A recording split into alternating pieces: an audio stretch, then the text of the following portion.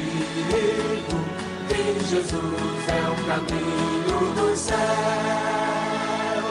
Oh, vem, vem, vem, vem, vem, Assembleia, e louvemos ao nosso Deus Redentor, pois maior alegria não temos que fluir seu imenso amor. É com muita alegria que nós nesse momento também queremos saudar todos os amados irmãos que estão acompanhando conosco nessa manhã, nessa live, saudar-lhes com a paz do nosso Senhor e Salvador Jesus Cristo, e dizer-lhes da nossa alegria de poder estar nessa manhã juntamente convosco aí, você que está na sua casa, está aí antenado junto com a gente.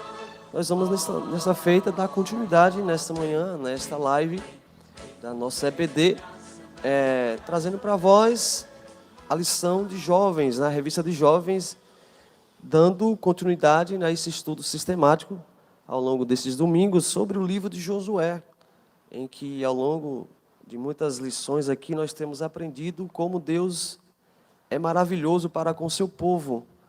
Através do exemplo da vida de Josué, nós vamos ver a misericórdia de Deus, a mão de Deus agindo na vida daquele povo, ao tempo que traz para nós lições importantes que podemos aplicar na nossa vida cotidiana, na nossa vida diária. Desde já eu quero agradecer a presença dos irmãos que estão aí conosco e dizer-lhe que Deus tem uma palavra ao seu coração. Deus tem algo a nos falar conosco nesta manhã, através desta lição. E já adiantando aqui para os amados, sobretudo os jovens, os amigos jovens nossos que estão aí acompanhando, nós vamos hoje trazer a lição de número 9. A lição de número 9, cujo tema é: os gibeonitas enganam Josué. Então nós vamos ver a partir do texto bíblico, e vamos ler logo agora, essa situação específica vivida pelo povo de Israel, que vai nos trazer importantes lições, vai nos trazer, da parte de Deus, verdades que podemos aplicar na nossa vida. Então, para que nós iniciemos, gostaria também de trazer o texto do dia proposto pela lição, que tem tudo a ver com aquilo que nós vamos falar, de fato, que está em Efésios capítulo 5, versículo 15, onde Paulo vai dizer algo interessante. Paulo vai dizer: portanto, vede prudentemente como andais, não como necios, mas como sábios. Observe que Paulo aqui em Efésios, ele está dando um conselho, está orientando a igreja a respeito da prudência. E aí nós vamos ver que a prudência tem tudo a ver com a conduta cristã, ser prudente, ser vigilante. E nós vamos perceber que neste episódio aqui, vivido pelo povo de Israel, sobretudo por Josué, faltou prudência da parte dele em reconhecer que a chegada dos gibeonitas até o povo era algo ardiloso. Então a síntese, proposta pela lição vai dizer que precisamos estar vigilantes quanto àqueles que com artifícios mentirosos tentam nos fazer abandonar a nossa fé. Então, para adiantar, você que está em casa e tiver um exemplar da Bíblia Sagrada e quiser acompanhar conosco, ou aqueles que têm a lição, a revista, mas o texto está em Josué, no capítulo 9, do versículo 1 ao versículo 6, e vamos ler também o versículo 15 e 16. Josué, capítulo de número 9, versículo 1 ao versículo 6, e o versículo 15 e versículo 16 também, que nos diz assim: e sucedeu que, ouvindo isso, todos os reis que estavam daquém do Jordão, nas montanhas e nas campinas e em toda a costa do grande mar, e em frente ao Líbano, os heteus e os amorreus, e os cananeus e os ferezeus, e os heveus e os jebuseus, se ajuntaram eles de comum acordo para pelejar contra Josué e contra Israel.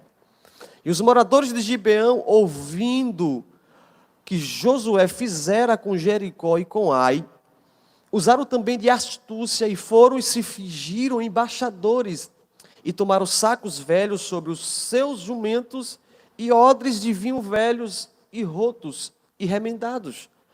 E nos pés sapatos velhos e remendados e vestes velhas sobre si. e todo o pão que traziam para o caminho era seco e bolorento. E vieram a Josué ao arraial, a Gilgal, e lhe disseram a ele e aos homens de Israel: vimos de uma terra distante, fazei, pois, agora concerto conosco. E Josué fez paz com eles e fez um concerto com eles, que lhes daria a vida, e os príncipes da congregação lhe prestaram juramento. E sucedeu que, ao fim de 3 dias, depois de fazerem concerto com eles, ouviram que eram seus vizinhos e que moravam no meio deles. Observe que, diante desse texto aqui, nós temos 2 situações a princípio. A primeira é que os inimigos se unem contra Israel. A segunda situação que esse texto vai trazer para nós é que alguns gibeonitas, eles usaram de astúcia, a fim até de manter-os a salvo. Então, aqui dentro desse contexto, desse versículo bíblico, desses versículos bíblicos que nós lemos, nós vamos perceber que o que levou à atitude desses gibeonitas e desses reis eram as notícias a respeito das vitórias que Israel havia conquistado sobre Jericó e sobre Ai. Então, os gibeonitas, eles ficaram, na verdade, preocupados, porque sabiam que eram as próximas terras a serem conquistadas. Então, nós vamos perceber que o medo, na verdade, fez com que esses gibeonitas desenvolvessem esse plano ardiloso contra o povo de Deus. Nós vamos perceber, à luz do texto, que eles se fizeram de embaixadores, a fim de enganar o povo de Israel, fazendo aliança de paz com eles. Então, nós vamos perceber que o povo de Israel estava já em uma terra rodeada de inimigos, e que a falta de vigilância e prudência poderia, aí no caso aqui, levou o povo a uma situação indelicada. Então, o primeiro tópico da lição aqui, já para a gente entrar dentro do assunto da revista, vai dizer que os inimigos se uniram contra Israel. Ou seja, houve uma inveja por parte daqueles reis. E aí, diante das vitórias, como nós falamos, do povo de Deus, os reis que estavam daqui do Jordão, nas montanhas, nas campinas e em toda a costa do Grande Mar, eles se uniram para combater os hebreus. O interessante perceber que, de acordo com a história, aqueles povos nunca se uniram, nunca houve uma união entre eles. Pelo contrário, frequentemente eles travavam guerras entre si. E, por muitas das vezes, as cidades ao qual eles ocupavam eram cidades fortalecidas. Mas nós vamos perceber agora que eles, de comum acordo, se unem, exatamente com o intuito de tentar parar a marcha do povo de Israel. Era notório para aqueles povos que a nação de Israel estava chegando para conquistar, estava chegando para dominar. E de maneira, para muitos deles, até sobrenatural, esse povo estava chegando. Então, esses reis se uniram em bloco para parar a marcha, para tentar barrar a caminhada, a conquista do povo de Israel. Então, na verdade, nós vamos perceber que esse tipo de coligação, humanamente falando, fisicamente falando, contra Israel ainda existe até nos dias odiernos. Quem é conhecedor da história vai lembrar que no ano de 1967 houve uma chamada Guerra dos 6 Dias, muito famosa na história, em que a Liga Árabe se reuniu com algumas nações a fim de destruir a nação de Israel. E de maneira maravilhosa, diria até que sobrenatural, a nação de Israel, vivendo num pequeno espaço de terra, conseguiu vencer todas essas nações, não só vencendo, mas também ocupou um grande espaço de terra. Nós vamos perceber aqui que o inimigo, ele nunca deixou de atacar a nação de Israel, mas eu quero chamar a sua atenção nessa manhã para trazer algo também no âmbito espiritual, porque às vezes nós não temos muito a ideia, mas a verdade é que o inimigo das nossas almas, constantemente ele também se une, ele une blocos para tentar neutralizar a igreja, neutralizar a nossa fé, tentar parar a nossa caminhada. Por vezes nós vamos perceber que a igreja também, de uma maneira tal, sofre reveses, ataque a fim de parar a marcha da igreja. Mas assim como Israel, a nação eleita por Deus, nós como também chamados por Deus, temos essa confiança no Senhor, que Ele sempre vai estar do nosso lado, nos ajudando, apesar de, neste texto aqui em pauta, Josué, o general do exército de Israel, ter sido imprudente, permitido esses gibeonitas entrarem no terreno de Israel, não só entrar, mas também fazendo alianças com eles, mas não tira o mérito do reconhecimento lá na frente de Josué entender que errou em ter feito aliança sem ao menos procurar saber de onde esses gibeonitas vieram. Então nós vamos perceber que por mais que o inimigo lute contra o Israel de Deus e o Israel espiritual que somos nós, ele não vai ter êxito. Então, a igreja do Senhor, como nós falamos, igualmente passa por problemas. O inimigo se une constantemente para desestabilizar, para tentar neutralizar a obra de Deus, sobretudo a vida dos jovens. Mas aquele que confia em Deus, aquele que tem Deus como seu alvo maior, não vai ficar prostrado, porque é Deus que dá vitória. Então nós vamos perceber, à luz do texto, que além da inveja desses reis, eles eram numerosos. Se você observar o texto, no versículo 1, nós vamos ter aqui pelo menos 6 nações que, de comum acordo, resolveram lutar contra o povo de Deus. Então, de maneira muito prática, nós vamos de cara entender que eles eram numerosos, né? Então, a descrição, né, da quantidade de nações que se levantaram contra Israel leva-nos a crer que eles estavam em vantagem em número de soldados, até mesmo de armamento de guerra. E se nós observarmos dentro do contexto bíblico, Deus, através do povo de Israel, sempre mostrou que não era a quantidade de homens que dava vitória ao povo, mas era a ação de Deus por trás. Se você observar, Israel, ele constantemente sempre estava atrás, em muita circunstância, nesse aspecto da guerra, soldados em números menores, mas Deus sempre estava dando vitória àquele povo, mostrando para eles que se Deus estivesse do lado deles, eles alcançariam vitória. Quem aqui lembra de Gideão? Gideão foi chamado por Deus a fim de dar vitória ao povo de Israel. Você conhece a passagem, você que está me acompanhando, sabe muito bem desse texto, mas você vai lembrar que quando Gideão vai selecionar soldados, Deus ele fez questão de deixar claro para Gideão que não era a quantidade que importava, mas era a qualidade de poucos homens que daria vitória ao povo de Israel. Porque ainda Josué querendo levar muitos homens, Deus disse, Gideão é muito, são muitos os homens que estão com você, não quero todos eles. E Gideão com poucos homens conseguiu conquistar, conseguiu vencer. Mais uma vez Deus mostrando que se o povo se mantivesse ao lado do Senhor, Deus daria a vitória. E de que maneira podemos aprender isso hoje nos nossos dias? De que maneira esse texto, essa passagem se aplica para nós? Se aplica para o fato de que não importa o tamanho do exército, não importa o tamanho da nossa guerra, seja espiritual, mas se nós estivermos ao lado de Deus, Deus sempre vai nos dar a vitória. Então Deus constantemente estava mostrando para o povo de Israel que ele estava do lado, que se eles estivessem do lado de Deus, a vitória chegaria. Então o mal ele atua de várias frentes. O exército estava programando uma investida contra o povo, ao tempo que os cananeus se ajuntaram para combater Israel de modo ardiloso, mentiroso. E aí o terceiro subtópico do tópico 1 vai dizer que no Novo Testamento, a palavra grega correspondente para astúcia é panargia, o qual igualmente pode significar artimanha, sagacidade, ou sabedoria ilusória ou falsa.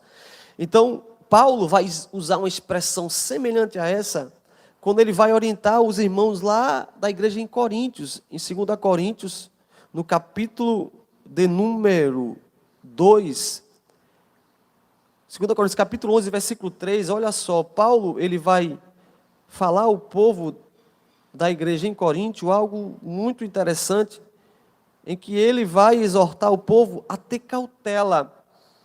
Olha só o que Paulo vai dizer em 2 Coríntios, capítulo 11, versículo 3.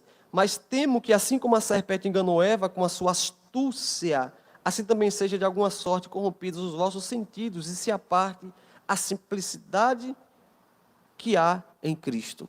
Então perceba que os gibeonitas, eles usaram de astúcias, eles foram astuciosos no sentido de tentar ludibriar o povo de Israel, a fim de manter-se seguro até, por assim dizer.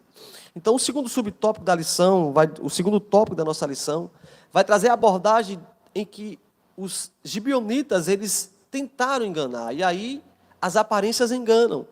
Então, os gibeonitas fizeram uma encenação a fim de seduzir o povo de Deus. Eles se disfarçaram muito bem, ao ponto de enganar o general experiente como Josué. Então, os ardilosos gibeonitas utilizaram de um figurino, uma linguagem humilde, mas muito pretensa de piedade. Então, nós vamos perceber que os gibeonitas, eles armaram um plano. E na cabeça dos gibeonitas era um plano fantástico, porque eles achavam que, se eles chegassem para o povo de maneira disfarçada, poderiam ser aceitos pelo povo de Israel. Convém lembrar aqui que a ação dos gibeonitas foram a partir de um engano, mas que, na verdade, se nós observarmos, havia um temor no coração desses gibeonitas. Volto a dizer, a fama de Israel estava correndo por todas aquelas cercanias. Ouviam-se falar que a nação de Israel estava chegando com força para conquistar aquelas terras. Logo, no coração desses gibeonitas, desse povo que morava em Gibeão, se encheram de temor. Então, eles temeram pelas suas próprias vidas. Então, eles tentaram, de uma maneira audaciosa, enganar o povo, assim de mantê-los a salvo. Então, as aparências enganaram. Eles chegaram com roupas maltrapilhas, achando que iriam ser desapercebidos entre o povo. Então, o inimigo das nossas almas, dentro de um contexto para os nossos dias espiritual, ele também utiliza da mesma estratégia dos gibeonitas. Ele mostra sempre o lado bom das coisas.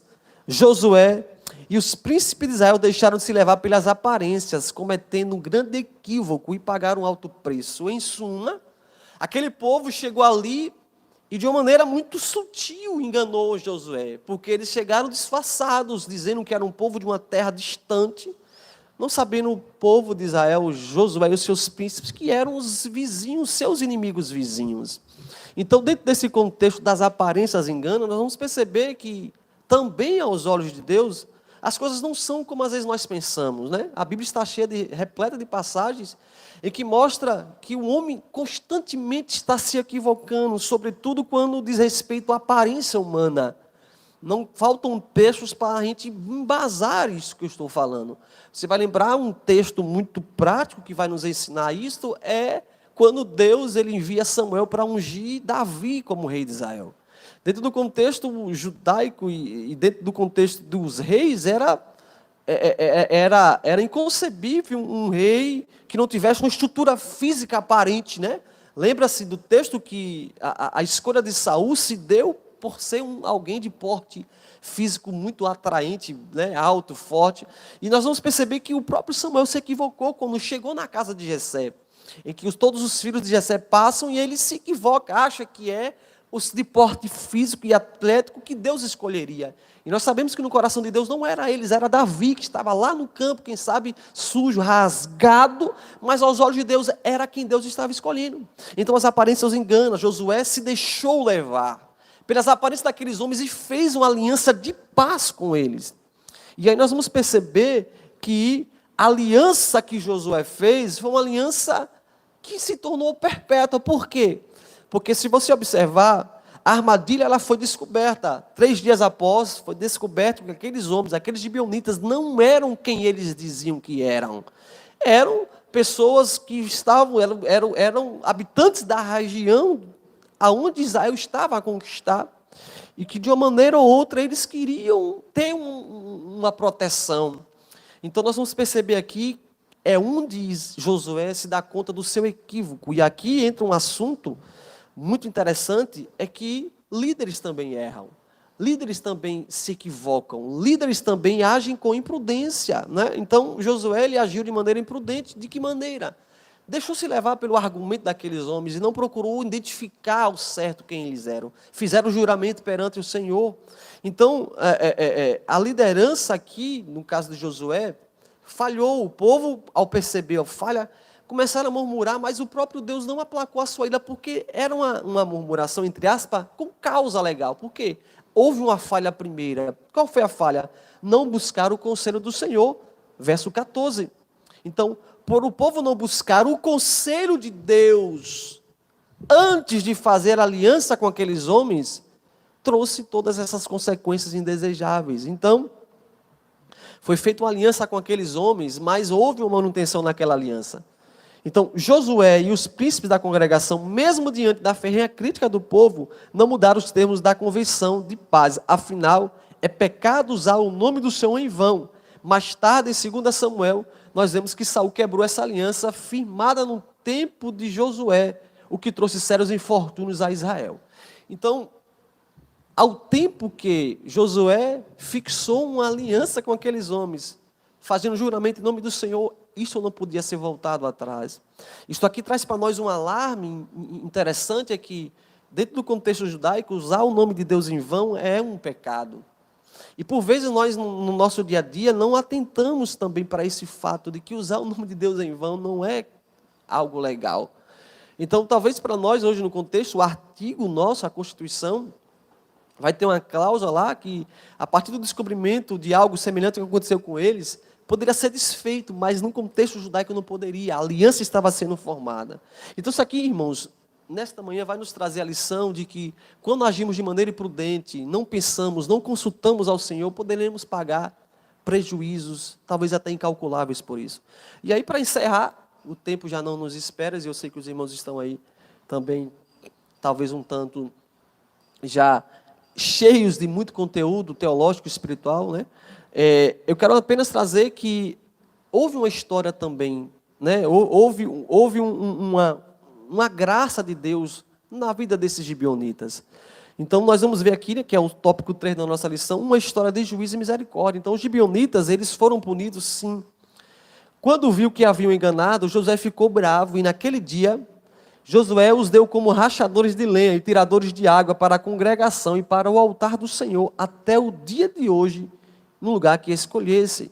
Então, tudo porque os príncipes da congregação não consultaram ao Senhor. Então, a aliança que foi feita com os gibeonitas, de paz, não podia ser quebrada. Logo, Josué coloca sobre eles esta função de serem rachadores de lenhas e tiradores de água para a congregação. Então, nós vamos perceber que Josué, ele faz uma mudança naquele tratado com aqueles homens. Então, os príncipes, diante da descoberta do engano, sugeriram que os gibeonitas fossem escravos de toda a congregação. Mas Josué fez uma significativa alteração. Tornou escravos dos santuários de Deus. Assim Josué, curiosamente, os abençoou, lhe dando a função de ser cuidadores, zeladores do templo de Deus. Então nós vamos perceber aqui que, para a vida desses gibeonitas, a bênção ficou no lugar da maldição.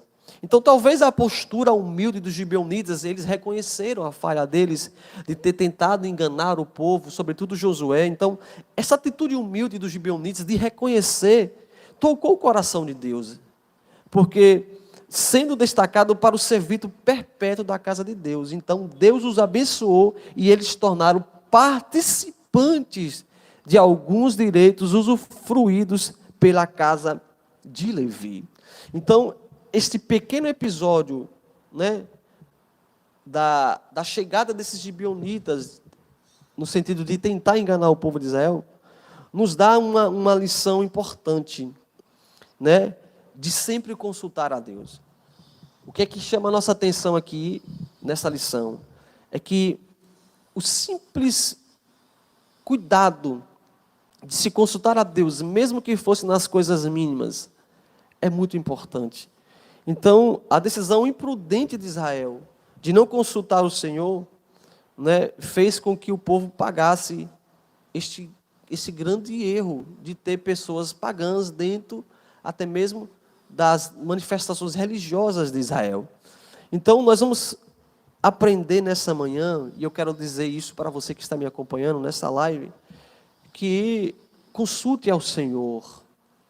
Por mais que as situações sejam muito simples, nós que nascemos em berço cristão, aprendemos desde pequeno que até mesmo uma simples viagem que saímos, que fazemos isso sobre a direção, sobre a orientação de Deus, fazendo oração. Então, em suma, o que nós aprendemos com esse texto em que os gibeonitas enganam Josué, é que se Josué tivesse consultado a Deus, talvez a história teria sido desenhada de uma maneira diferente. Então, o que vem em pauta nesse texto é que Deus, ele havia até mesmo ordenado ao povo não fazer aliança com nenhuma das nações que eles iriam conquistar, mas a imprudência, a falta de direção levou o povo a falhar nesse aspecto. Então, eu digo para você, jovem, que me assiste nesta manhã, tenha prudência e vigilância com tudo que irás fazer, porque a prudência e a vigilância, podemos assim dizer que são irmãs, e num contexto nosso de batalha espiritual é muito importante estarmos atentos. Então, que Deus nesta manhã venha estar abençoando a sua vida, venha estar lhe cobrindo de graça e misericórdia. Então, que nós podemos aprender nessa manhã a prudência e a vigilância e sempre consultar a Deus em tudo o que formos fazer. Amém? Que Deus abençoe a todos nessa manhã.